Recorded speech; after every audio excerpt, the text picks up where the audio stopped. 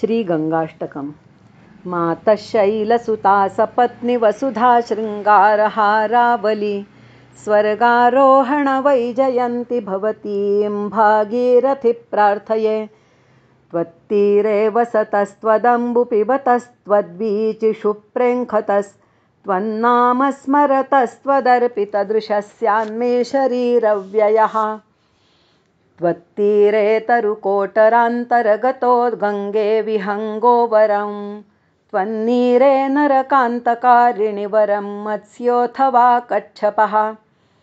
नैवान्यत्र मदान्धसिन्धुरघटासङ्घट्टघण्टारणत्कारत्रस्तसमस्तवैरिवनिता लब्धस्तुतिर्भूपतिः। उक्षापक्षीतुरगौरगः कोऽपि वा वारणो वा वारीणस्यां जननमरणक्लेशदुःखासहिष्णुः। न त्वन्यत्र प्रविरलरणत्कङ्कणक्वाणमिश्रं वारस्त्रीभिश्चमरमरुता वीजितो भूमिपालः। काकैर्निष्कुषितं श्वभिः कवलितं गोमायुभिर्लुण्ठितं स्रोतोभिश्चलितं तटाम्बुलुलितं वीचिभिरान्दोलितम्।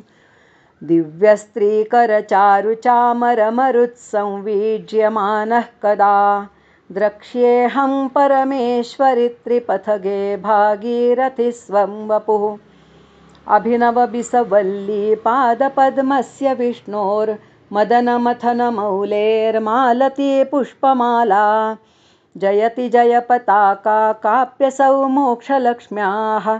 क्षपितकलिकलङ्का जाह्नवी नः पुनातु एतत्तालतमालसालसरलव्यालोलवल्लीलताच्छन्नं सूर्यकरप्रतापरहितं शङ्खेन्दुकुन्दोज्ज्वलं।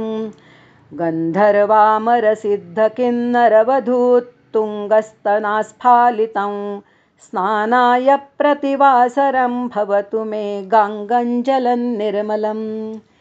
गङ्गं वारिमनोहारि मुरारिचरणच्युतं त्रिपुरारि शिरश्चारि पापहारि पुनातु मां।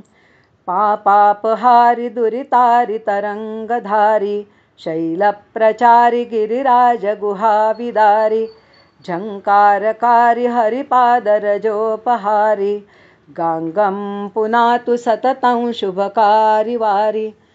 गङ्गाष्टकं पठति यः प्रयतः प्रभाते वाल्मीकिना विरचितं शुभदं मनुष्यः। प्रक्षाल्यगात्रकलिकल्मषपङ्कमाशु मोक्षं लभेत् पतति नैव नरो भवाब्धौ। इति श्रीमहर्षिवाल्मीकिविरचितं गङ्गाष्टकं सम्पूर्णम्।